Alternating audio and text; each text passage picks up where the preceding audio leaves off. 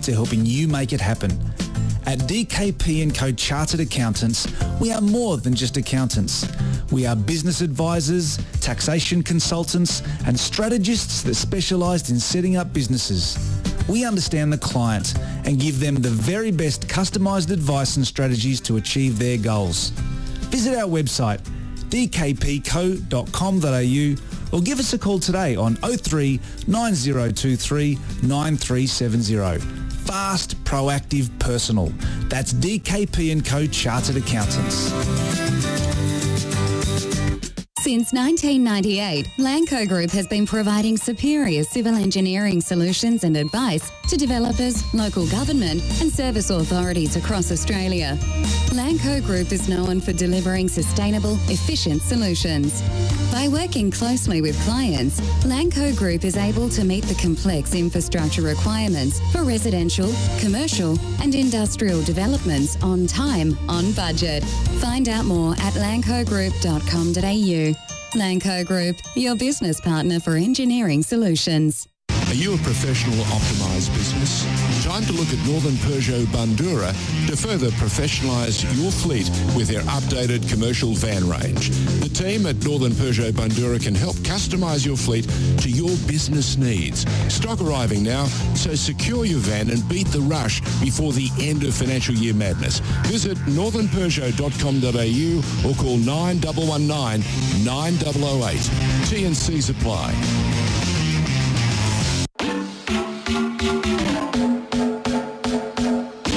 She lays it off Teresa Polias. It's an absolute peach. Is driving. What a hit from Melina Reyes. Wow. And Sam Kerr has a hat-trick. And hello and welcome to another edition of Radio Dub. A little bit sad here in the Dub headquarters. It is not the Dub headquarters, but this is the Radio Dub headquarters. I'm Pokuah Frimpong, as always, joined by Oscar Rutherford. Oscar, the season's over, but we still have a grand final to go over. We've still got a player coming on. Not gonna, if you've seen the title, you probably know who it is. But if you haven't, well, you're getting for a surprise. Imagine doing that, just clicking. Yeah, I know. That'd be crazy. Do you do that ever? I'm going to be honest, no, but maybe it's something I should try out. Just like start typing random letters and see what happens. Yeah, that is true. And I apologise if nobody could just hear Oscar then, because I definitely just didn't. Whoopsies. It's a minor part of the show. It's a minor part. It's not a huge deal. I was asking Oscar, does he listen to the podcast without checking the title? Do you? And I was saying no, but maybe it's something I should be trying out. Maybe that's a way to experience new things, learn about different parts of the world. It's like reading an encyclopedia. You just click on a random part. Yeah, no, it sometimes goes on shuffle and I... Shuffle? Yeah, no, because it happens on Spotify. All podcasts. Yeah, Spotify that happens. Like you'll go on shuffle after you've finished an episode. Are you saying this is something you have done? Yeah, I have, but doesn't mean I stay on for the next 10 minutes. Do you know what the weirdest podcast you've ended up on listening to is? No, because there was the mystery. The lady was missing and they never found her. That was pretty interesting. It was pretty scary, but it was pretty interesting. They didn't find her. Shocker. This is a good start to the post-grad on brand, on topic. Cool. Exactly. No, the Dub Grand Final did happen on Sunday. Sydney FC winning 4-0. Pretty comfortable in the end, but I thought it was a more competitive game than others that I've spoken to about the game thought it was. What about you, Oscar? What were your thoughts about the game? I see what you're saying when you say it was somewhat competitive, because I think it was somewhat competitive. We were speaking before the show about particularly the second half of that first half was Western's best period of the game, and you didn't feel at halftime like it was a write-off, like it was done. I thought that particularly like in the closing stages of the first half, I thought the Western could score. And I thought that had they scored, then we would be in for a really interesting second half, but they didn't. And I thought Sydney came out a little bit more settled at the start of the second half. I still think Western had chances and were really trying, were still trying to create something. Didn't work for them. And then after the third goal, it just kind of, it felt like the game was finished, was well and truly finished by that point. Yeah, look, I suppose the counter is that I mean, we said it before the first final that these teams played, and it was true then, it was true in the grand final, it was true when they played in the season, which is that whoever scored first was almost inevitably going to win. Such is the way that, well, both of these teams play, but particularly when they play each other. You felt like it was almost done and dusted kind of from the first goal, which isn't true, and particularly because it's a grand final, you wouldn't write it off. And I know that they showed a statistic in the game about Western United have come from behind surprisingly often. Yeah, I think they've got the best. It was like 9. They had 4 of the games that they've gone behind. They've won, and they've 10 of 10 for any games they've scored first. But not against Sydney. They haven't come back against Sydney. Very few teams have. And we saw that play out on the weekend. Exactly. And you know who's going to be able to tell us a little bit more about why Sydney FC are such a good team and why they were able to win the grand final is one of their star defenders, only 19, Kirsty Fenton. Kirsty, how are you? And thank you for joining us on the show today. You see the magic of tech issues? Wow. Yeah. No, we'll give Kirsty. We'll give Kirsty a little time, and then whenever Kirsty's phone is ready, she'll pop in. But I will say, Oscar, entertaining grand final. Does this prove that Sydney FC are besides those Melbourne City teams that were full of just Matildas, are they the best team ever? Oh, that's a tough question to answer. I'm just asking you. Kirsty's on the line, so she'll hear your answer. Then yes, 100. I've never seen it, particularly this season since Kirsty Fenton joined Sydney FC. I think that's skyrocketed them to undisputably the best team in A-League women's history. No, look, I don't think it was necessary for Sydney to get that win to establish themselves as one of the great A-League women's teams because, of course, 6 straight grand finals.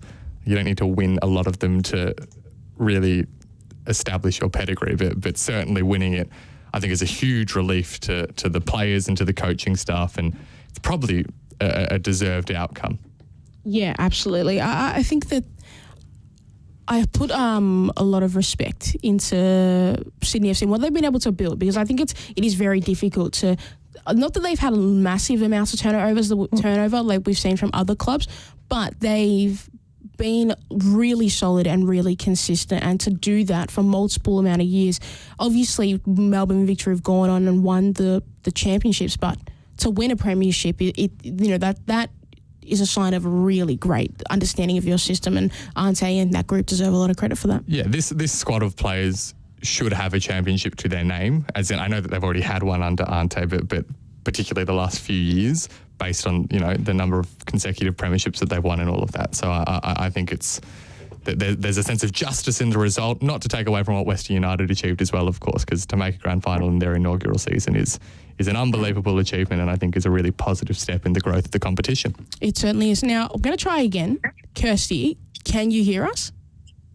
Yes, I can. Fantastic. You see, tech is never your friend when you need it to be your friend, right? Pull it out and plug it back in again. It's the number one solution. Exactly. That's what I was thinking. Exactly. Now, Kirsty, you are a grand final winner. You are a premiership player. How does that feel? How does that sit with you? What are the thoughts? Yeah, even today, a few days after everything have happened, the vibes are still high within us. We always texting in the group chat, and Sarah and Char that I see all the time, we just can't wipe a smile off our face, and like for myself personally, and I know for some of the girls, like this is our first, grand final win for some of us. And even though like Nat Tobin and Mackenzie Hawkesby, like even though they've been in so many grand finals, they've finally won one, and to be able to do it all together, it's just an unreal feeling that we'll never forget. What are the celebrations? Like, I know that the players went out after the grand final, and I think Ante said in the presser, he was like, I can't go out because he's got work the next morning. Now, because Ante doesn't go, does that mean that the party is gets even crazier? We definitely party hard for Ante because he wasn't there. No, but yeah, the vibes were just high all night. Like, it's just insane. You can't really describe what it was like. It's just, everyone was just so happy to be there with each other. And of course, like, we wish Ante was there, but we definitely partied hard for him that night. Kirsty, moving down from Newcastle as you did this season, a variety of factors I imagine played into that, but presumably it's feeling like a pretty good decision at the moment. Yeah, you know, at the start, I didn't really think anything of it, but like I knew it was a great opportunity. You know, Sydney is such a professional club and so successful. So yeah, not in a million years did I think I'd be a part of, you know, a premiership win and a grand final win in the space of a year that I moved. So yeah, it's definitely a decision I'm grateful I did. I mean, to take this step into a club that's consistently at the top of the league and, of course, has now won the premiership and the championship, what I guess have been the biggest differences that you've noticed moving into that Sydney FC environment? Yeah, you know, I think it's just, you know, coaches coach a different way, and that's one thing, you know, the different style of play that Sydney do. It's really attacking and it's really positive. And obviously going into Sydney, I knew that every single person in there is amazing. It's going to be hard to get a spot. It's going to be hard to, you know, start. And yeah, I think that drives it more and creates more of a healthy competition within the group. Yeah, what is it about that Sydney FC mentality? As someone coming into it where it's already kind of been formed, it must have been a really interesting experience, kind of, I guess, attempting to integrate yourself and adopt that mindset that the rest of the players already had. Yeah, you know, I think coming in, Ante, I've heard great things about Ante, you know, and the way he selects his players, he's really cautious about it and wants, you know, the players to come in and, you know, settle in right and be good with the girls. And yeah, the players that came in, like myself and, you know, the players that were already there, we really molded together, and the culture was already just straight away first week that we came in for preseason. So yeah, you know, it was hard and the move was hard, like you said, but yeah, it was all worth it. Now, you see, Oscar, you're saying, you know, how do you adopt it? But when you walk into a club when there's just trophies everywhere, it must be easy when you turn to your right, turn to your left, and you're getting blinded by the lights of all the trophies. It must be pretty easy to adopt it that way. For you, Kirsty, obviously, massive season. You know, I'm assuming your development has probably been incredible, and we've seen your game and it's been really, really good. Obviously, your season's been a little bit stop-start as well because you've had injuries throughout. How were you able to, you know, overcome that and then just refocus and get back into the groove of it when you came back to playing regularly?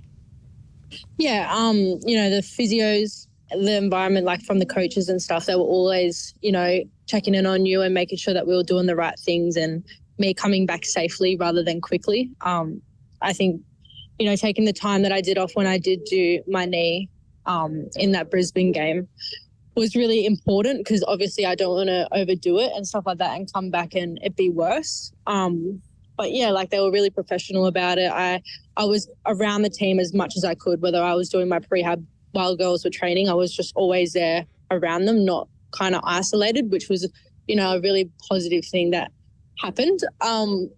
But yeah, I think, you know, just staying disciplined, staying focused, like I said, it's hard to get your spot back. It's not easy. The girls are so good. And, you know, the girls that stepped into the positions when you do get injured, they kill it every single time. So yeah, it's hard to get back into it, but I think you just got to do your game and keep working hard and hopefully, you know, it comes in your favor and you do end up starting.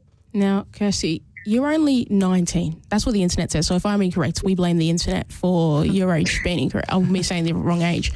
But to be 19, to have got a premiership, to have got, you know, the win that's the league, very, very impressive. And I honestly am disappointed for ourselves, Oscar, when we think about our ages and we haven't done that. We need to really... We haven't won a premiership. Exactly.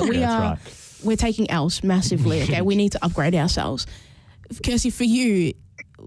Obviously, I'm assuming you wouldn't look too far in the future, but ambitions-wise, what is, like, for you as a footballer, what do you want to see out of your career? And obviously, we're not trying to put pressure. We just, you know, we just want to know what Kirsty Fenton is thinking.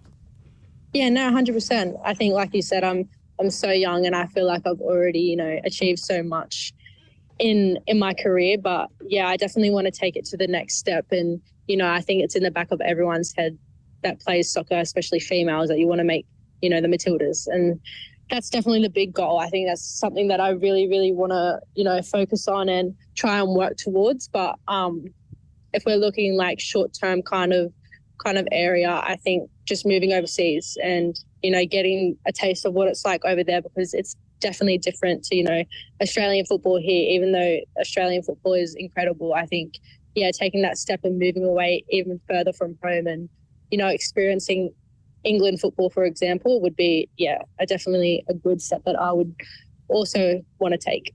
Now, Kirsty, if you want to play for the Arsenal, that would be fantastic. That would be the go. If you want to play for Arsenal, we're good. Okay, I've got a league title booked in if Kirsty Fenton is in our squad for the next couple of years. We're good. I mean, you speak about it, and in terms of marketing yourself to teams overseas, it must be hard, I imagine, Kirsty, not to think about this in a way of you've seen this Sydney FC team win premierships and make grand finals, but not be able to take that final step for the last few seasons. And then all of a sudden, Kirsty Fenton walks into the door. You see what I'm saying? And the next step is all of a sudden it's a championship winning team. Are you saying there's a correlation, Oscar? I'm asking if Kirsty finds it hard not to see it that way, because the facts seem to point in that direction. I'm glad I moved and stuff like that, but it's definitely a team effort. I think as soon as I stepped in there, it was just amazing. I can't describe what the culture's like there. It's something that everyone is so grateful to be a part of, in that team. And it definitely brings out the better in everyone else when everyone's having fun. Now, I want to ask, as a defender, Kirsty, who of the attacking threats that you have, are you just, when you're facing them at training, you're like, you're not getting past me today. Like, it's just not happening. I am going to be the dominant force here. I'm going to be the elite defender. You're not getting past me. Honestly, when I first came into training, every single time I was put on court, I was just like, court, please just rest today. Just let me just, because she's just lightning quick. So every time I burst court in training, it's just get your running shoes on. Yeah. But yeah, definitely.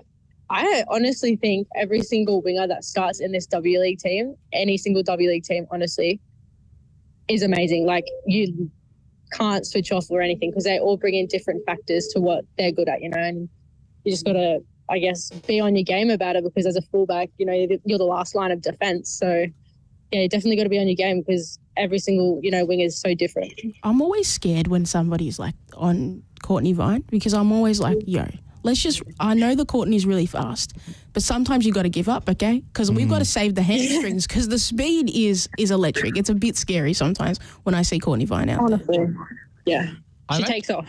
Yeah, I imagine that's a huge part of how you feel you've grown as a player, just getting to week in, week out in training, come up against such high caliber wingers who have Matilda's experience like Courtney and Princess Abini. Yeah, honestly, I obviously knew those big names going into the camp and into training. But yeah, every single time we train, you got to be switched on, because all those girls want to get the best out of their training as well. So you don't want to be the one, making their training bad or giving them a bad pass to make them, have to deal with something that they shouldn't be dealing with. So you want to be your best every single time, you're training for them girls, as well as getting better from those girls. It's like an expectation on yourself to not disappoint them as much as it is to get the most out of yourself. Honestly, yeah, it is. Like, you just don't want to, like in a game, you don't want to let the team down. It's the same thing at training, because everyone wants to get the most out of training. So you don't want to be that person stitching someone up. So yeah, it definitely plays in the back of your head when you play a pass in training. You just want to make sure it's a nice ball for them, for example. Well, I'm not surprised. I mean, you saw those images after the grand final of Courtney and Princess with like the sunnies on and stuff. I was like, they'd be intimidating bosses. You're bringing that on. You just brought that up, Oscar. Now, Mackenzie Hawkesby was wearing the glasses. I thought she could have been in the next Top Gun, because I was getting that. It was so sick. You know what I mean? I saw it. I thought they were pulling it off. This is an album cover right here. I don't know why we haven't seen this album cover. Sydney FC 2023 mixtape with Mackenzie Hawkesby with the glasses, the cover. And no wonder Kirsty's like terrified of disappointing your teammates. It's like, I don't want to know what happens if they get mad. Tom Cruise. We've got Tom Cruise in your team. What are we talking about? Honestly, those sunnings though, they were so funny seeing everyone in those sunnings. Who got them before? Like, who brought them? Was like a player got them, or was it like the coaches got them? How was that come about? Yeah, I was just signing and I got tapped on the shoulder. got given the glasses in my face and got told to pose. That's exactly how it went. And I was like, oh, yep. And then they took them back and then went to someone else. Okay, fantastic. I like that. They were sharing around the glasses. Because they just we're not going to buy 15 glasses. Exactly. I like it a lot. Now, Kirsty, for you, you've got the under-23s camp coming up. What's the best part about heading into those camps? Is it catching up with some people that you don't typically play with, or do you learn, like, how does that goal go about? Yeah, I think there's a lot of things I'm excited for. You know, I knew a lot of girls from different W League teams, like Bradley Henry, who played for City, like her coming into the camp after me not seeing her for a while. Like, that's an exciting thing, you know, and obviously a lot of the Sydney girls made the camp as well, 8 of us. So Kirsty's saying a lot. It's half the team, Kirsty. It must feel nice, when you look at a list and you go, God damn it, we're doing all right. Yeah, that's exactly right. So it's exciting to go into the camp with, you know, the vibe that we just came off with the grand final win and going in with them. And then just to get, you know, a different taste of, you know, football. Like, I love the way that Sydney ran and I love the way that was training and stuff like that. But yeah, I feel like going into this camp, it's a little bit of a tap on the shoulder about like, oh, okay, this is serious. Like, time to do camp with definitely older girls than us, obviously. No, you see, every time I hear about it, everyone's so young. It's like older, and I'm like, Kirsty's 19. Some people are only like 22. I feel like we've got a good thing coming up with the Matildas, the future crop of Matildas. You know, you guys are all. What's the benefit, Kirsty, of you guys all starting being so young and spending so much time in the national team setup? How do you think that's prepared you guys? Obviously, you know, you're still really young, but how have you seen that develop, your development there? Yeah, a lot of us have come together, you know, like Mackenzie Hawkesby, Princess Abini. They came through Young Matildas together as a group, and then me coming up with Charlie and Sarah and Briley, you know, straight after them in the new Young Matildas group. And I think as you come up through them, you know, ages of Junior Matildas, Young Matildas, Future Matildas program, you just develop, you know, a mindset of, you know, this is like serious, like, this is international football and it's a completely different level. Like, if you're versing England, you're not going to be able to have time on the ball like you thought like you would. And it's just a bit of a wake-up call to, like, you know, like, put your head down, focus, and it's not easy to get to the top. And it really shows when you go into these camps how hard it is. I mean, there's no rest because there must be a part of you that goes, oh, finally I get to not have to face Courtney Vine. And then, you know, you're looking at the list and you go, oh, it's Holly McNamara instead. Exactly. I don't know what to do anymore. It doesn't get easier. Yep. No, you go, Kirsty. Holly, you see, I've interrupted you. I've interrupted you. So rude of me. Oh, no. I was just going to say, like you said, Holly McNamara, she's insane as well. Like I said, all the wingers coming through, all the front line, every single player coming through the W League, it's getting better and better each year, and it really shows. And that's what we love. You know, we love the Holly Mac on this pod. We do. I want to ask now, you just mentioned, I mentioned Arsenal, and I heard a positive reaction towards the term Arsenal. Kirsty, are you an Arsenal fan, or what football team do you go for? Honestly, I go for Man City. Oh, God. It's really not. You just got sucked in and then blown honestly, out. She couldn't have said any answer that hurt me more than saying that she goes for Man City. It's so upsetting. Yeah. Yeah, the pause. I knew as soon as I said that I'd get a reaction. Oh, no. Oscar, take over this. I'm upset. I'm going to notice you've shattered Pokuah's worldview at the moment. I'm sorry. I've had a difficult last month, and then Kirsty just comes on the pod and goes, no, I'm a Man City fan. Yeah. Kirsty, is there any way we can get you to be an Arsenal fan, or is that just not possible? Like, at this moment, it's not possible. Okay, damn, next time. But I presume that the WSL, like any team playing there, would be the number one dream for many footballers here in Australia. Yeah, 100%. I think the NWSL over in America is amazing as well. Anywhere you can go to get that type of experience, you know. Emily Van Egmont's over there, and obviously she's an amazing player, Matildas as well. And then you go over to, you know, England, and Sam Kerr's there. So it's like every single country you go, you know, there's such amazing talent there. So, yeah, those kind of comps is something that's going to be a goal. I do just want to ask one more question about the desire to move overseas, because it's really common amongst particularly young players here in Australia. In your mind, Kirsty, what do you see as the main benefit of having those opportunities to play in another competition in another country?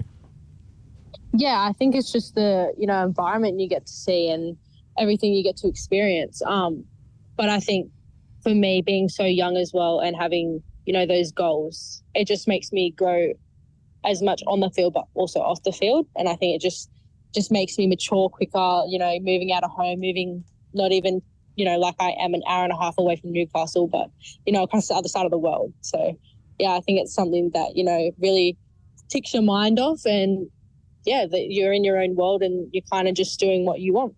Now, you said an hour and a half from Newcastle to Sydney. I will say, having driven in Sydney for the first time on the weekend, I can understand this, because Sydney, there's only one way to go everywhere, and I don't understand that about the maps. And an hour and a half and one wrong turn, Kirsty, that's 2 hours. That's a 2-hour trip right there. Honestly. It's when I first came to Sydney, I knew about the traffic. And I knew about the tolls, but I didn't realise that if you take one wrong exit, you're on the other side of the city. But definitely getting used to it more, leaving an hour early before I actually have to be somewhere. You see, that is why you don't want to be in Sydney. Kirsty, I understand Sydney's been fantastic for you, but on this podcast, we know that Melbourne is the dominant city, because we like multiple ways to get to one place. Okay, we like that destination. Now, Kirsty, before we let you go, I want to one thing I want to ask. This podcast is also a food and music. It's a music podcast, so we're really diverse and cultured on this podcast. For sure. Is there a song recommendation or an artist that you think not enough people are listening to, that deserves more attention? Is there a song that you like? I was gonna say my top song that I just got out of was Say Nothing by Flume, but it won the top 100, so... Oh, that's all right. No, that's fair. Just because that means that you've got taste like everybody else. On trend. Exactly. That's all right. It works. Exactly. It works. And we appreciate you coming onto the podcast. We understand that obviously when you win a grand final, it's hard to get players because they're in full party and living their best life mode. So we're going to let you go, Kirsty. Enjoy the rest of the off-season and... the under-23s camp, and hopefully we'll have you back on the pod. Surely, right, Oscar? I think so. Wonderful. Kirsty, will you come back on? Yeah, of course I would. Fantastic. That is a great way for us to head to an ad break. And after the ad break, me and Oscar will waffle on about what we know about football, which isn't very much. Are you looking to change your destiny in life? Be your own boss? Start your own business? If you are, you need people who understand your needs and are committed to helping you make it happen. At DKP & Co Chartered Accountants, we are more than just accountants. We are business advisors, taxation consultants, and strategists that specialise in setting up businesses. We understand the client and give them the very best customised advice and strategies to achieve their goals. Visit our website, dkpco.com.au, or give us a call today on 03 9023 9370. Fast, proactive, personal. That's DKP & Co Chartered Accountants. Since 1998, Lanco Group has been providing superior civil engineering solutions and advice to developers, local government and service authorities across Australia. Lanco Group is known for delivering sustainable, efficient solutions. By working closely with clients, Lanco Group is able to meet the complex infrastructure requirements for residential, commercial and industrial developments on time, on budget. Find out more at lancogroup.com.au. Lanco Group, your business partner for engineering solutions. Pickett, she lays it off Teresa Polias. It's an absolute peach. Is driving. What a hit from Melina Reyes. Wow. And Sam Kerr has a hat-trick. And hello and welcome back from our first and only ad break here on Radio Dub on the 4th of May. Thanks for joining us. And if you missed the first half an hour, 20 or so minutes, we spoke to Sydney FC defender, premiership player, champion.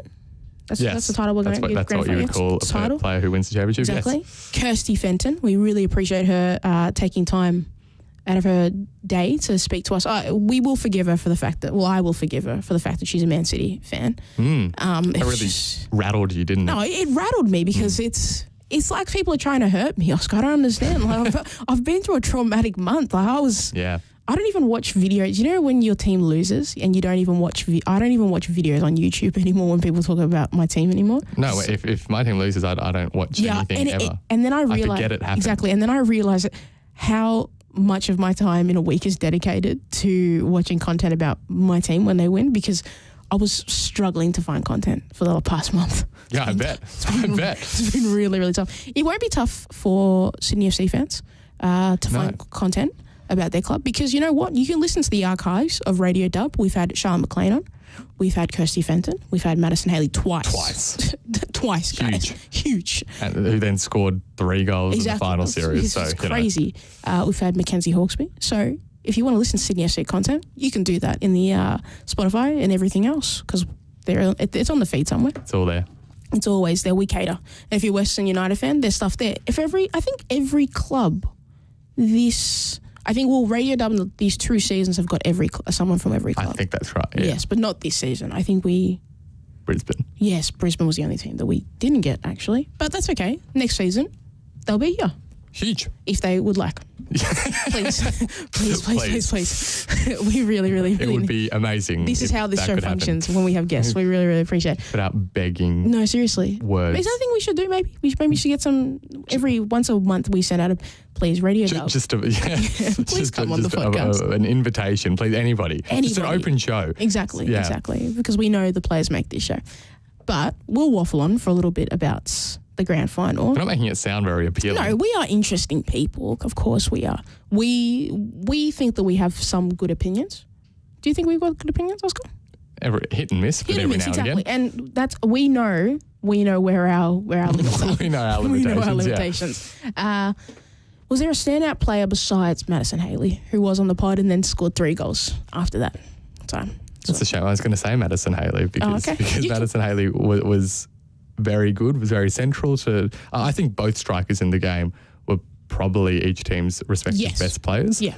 I think it's hard to not credit Mackenzie Hawkesby in this game because they were so contingent on set pieces, and obviously Mackenzie Hawkesby... We asked about Mackenzie Hawkesby set pieces in that podcast episode we did with her, so go check that bit out.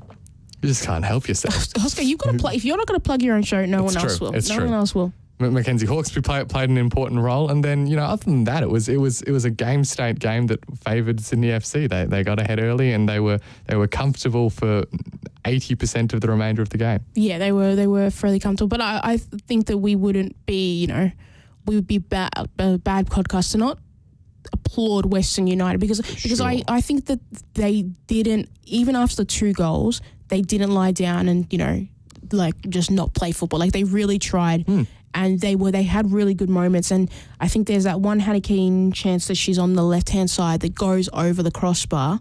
I think if that opportunity goes in, it's 2-1. I think it's actually, it might be 1-1 at that point. Or no, it would have been 2-1. It would have been 2-1. And then there's also a chance where Jada Wyman makes a really good save. Yeah, Ray makes a really good save. And then there's another one where she Jada kind of drops the ball and it kind of falls for a little bit, that if it falls to Western United, you never know how that plays out. But I think Western United's season has been truly incredible. And I think the key thing to take away from that Western United thing is that the importance of having a strong foundation when we bring in new clubs into the competition, because we don't want to see teams that just kind of flail around and, just struggle at the bottom of the table and never really have a clear line of sight to get into the top.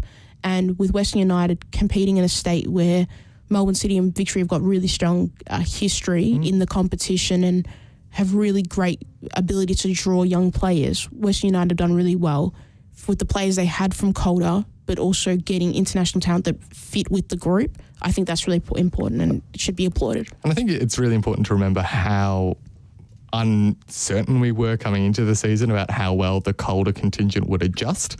And they've done it so well.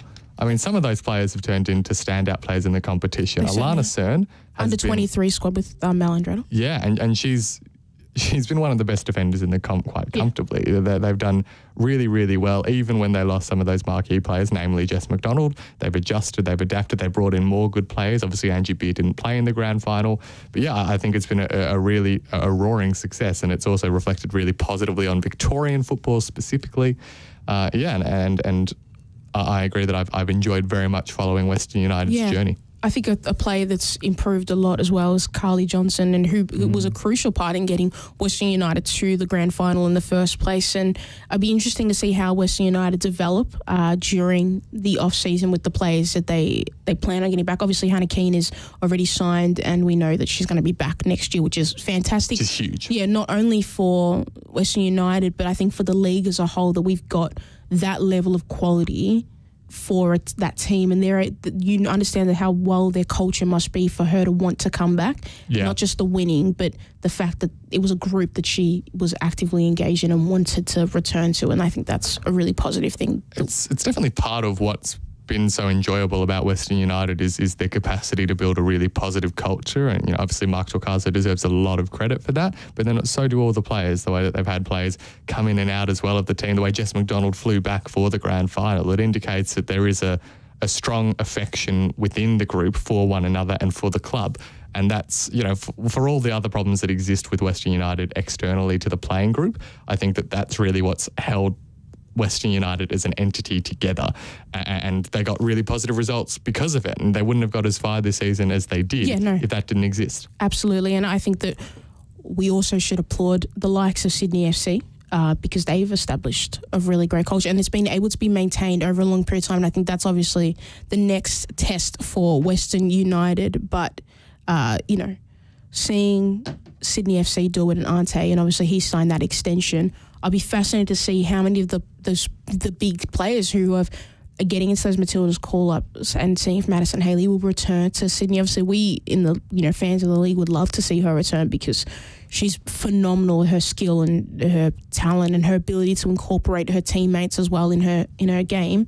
We would love to see them come back and see what the face of Sydney FC is next year if Courtney Vine returns or not. And also lovely to see Nat Tobin get that grand final winner. I think she and also... a goal as well. Yeah, get a goal. I think she played really quite well. Western United really struggled to penetrate because of that front foot defending that Sydney FC do, and they executed it really well on the weekend. So I think that's another nice element of the story that Sydney FC, have going for them. Yeah. Well, that's been it for another edition of Radio Dub. Obviously, with the season finished... I want to say thank you, Oscar. The podcast is not, it's not dying. God, absolutely not. Not this podcast. We are hard workers, okay? We are committed. So this podcast will morph into a dub off-season podcast, and we'll try and get some coaches, some players, talk about the season that was and the season that is to come, talk about the Women's World Cup. But we will, I think, predominantly talk a lot about the NPL Victoria, because Forza NPL Victoria on this podcast always, and we are based here. We saw here. This season in the A-League Women's how influential it is. Absolutely, we've been trying to tell people this. NPL New South Wales also has a significant role to play, but NPL it's Victoria, neither here nor there. Exactly. Yeah. It's a Victorian-based podcast, your favourite Victorian women's podcast. So I think it's a good place to sign off. And if you missed the Kirsty Fenton interview, check it out on SoundCloud, Spotify, and everything else. But for now, bye for now, and we'll see you maybe next week or maybe the week after. We'll see.